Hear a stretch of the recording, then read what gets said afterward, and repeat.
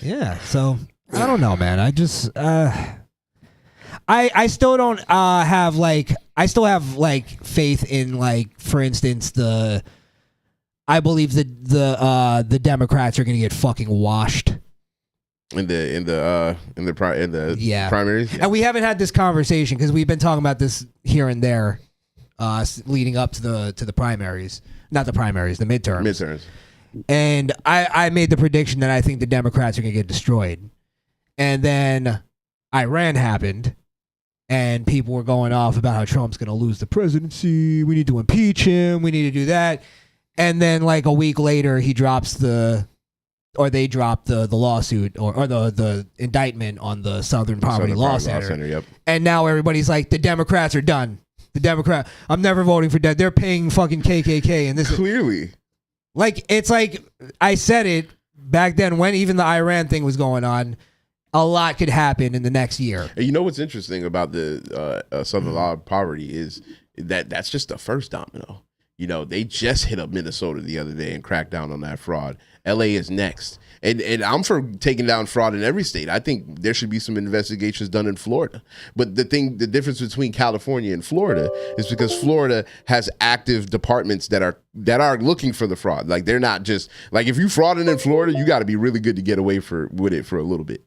You know, it's not like California where you could just call yourself a hospice and it's a fucking house. You know what I mean? Yeah, it's a good grandma's rundown house. So that's why I think like things like Nick Shirley, people like Nick Shirley are important to go to these places where they're just misappropriating your funds. Well, speaking of Florida, let me show this because then we'll get into because this is where I'm going with the whole thing of Democrats are going to get fucked. Because they were hoping for this, they were doing this whole gerrymandering thing where they were trying to like redistrict places in order to get more votes to win certain districts. Yeah, I think we did it in Texas. So, you know, we did do redistricting too. But well, gerrymandering isn't always bad. It wasn't, I was going to say it wasn't as slighted as they're trying to make the ones in Virginia. Yeah, and I don't know a lot about I'm not going to pretend to be an expert on that whatsoever. I just understand the very basics of it. Same. And what I'm like, the Democrats are the ones that push it like it's always a bad thing. There's a purpose for everything. It's always the abuse of it that's the problem. And that's what was found with the Democrats. They were trying to do this gerrymandering with this district, and the Supreme Court ruled that it was completely unconstitutional because they were trying to do it based on race. Yes. That there weren't enough black votes in this district, so we're gonna loop in this part of the district to give more black vote. And they found that the Supreme Court were like, there's no evidence that there's any like racial discrimination going on here. You just want more black votes. It's just obvious. Area. Yeah, that's crazy. Fuck out of here. Yeah. So let me find the. Guys, while he's doing that, don't forget to like, share, and subscribe to America's Most Dangerous Podcast. And if you haven't already, hit that bell so every time we drop a video or go live, it goes straight to your phone. Noda gang. That's a good thing. Bow. Here we go. So this is a little thing. Well, there's also a map that's attached to this. This has been going viral here. That this is this is the possible outcome now. Damn. Shit, that really bit them in the ass, huh? Yeah. And it's just a projection. I mean, anything can happen. And I don't know how that's projected. Like, if it's just that's what polling is looking like right now. Bruh, if that's what the polls look like right now, you're absolutely right about the midterms. I'm telling you. Holy I promise you they're going to... It's a Crishaun the Don guarantee. Unless some like real deal Epstein file drops and it shows that Trump was just involved in everything. Like they have him on tape. Yes. They have him on tape taking off his fucking girdle and shit. Yeah. Yeah, that's bad. Suck it. Come on. That's a good blowjob. 5 out of 5 would recommend. Yeah, unless something insane happens. A nuke gets dropped or the war gets like so out of hand, there's some insane shit. But Like if I'm trying to think of what the Democrats would do.